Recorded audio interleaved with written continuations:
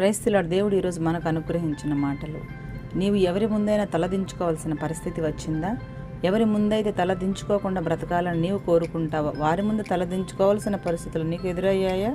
అయినప్పటికీ ఓర్పు సహనం కలిగి నీవు ప్రభువు వైపు చూసినప్పుడు నీవు గొప్ప సహాయాన్ని ఆయన నుండి పొందుకోగలవు. డబ్బు కొరకు కనిపెట్టుకుని వారు ఎన్నటికి అవమానం నొందరని వాక్యం సెలవిస్తుంది కనుక ఏ పరిస్థితినైనా సరే ప్రభు నీ సహాయం నాకు కావాలి అని మనం ఆయన వైపు మాత్రమే చూసినప్పుడు తప్పకుండా ఆయన నుండి సహాయాన్ని పొందుకోగలము. మనుషుల వైపు చూడడం కన్నా ప్రభువా నీ సన్నిధిలో నేను ప్రార్థిస్తున్నాను, నాకు తప్పకుండా నీవు సహాయం చేయగలవు అని నీవు విశ్వసిస్తే ఆయన ఏదో ఒక మార్గం గుండా నీకు సహాయాన్ని పంపిస్తారు. మరి ఈరోజు నీ ఎదురుచూపు ఎవరిలో ఉంది? ప్రభువు నమ్ముకున్న మనలో అంతులేని విశ్వాసం, నమ్మకం ఉండాలి.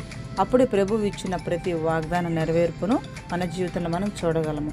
అట్టి కృప దేవుడు మనందరికీ అనుగ్రహించును గాక. ఆమేన్.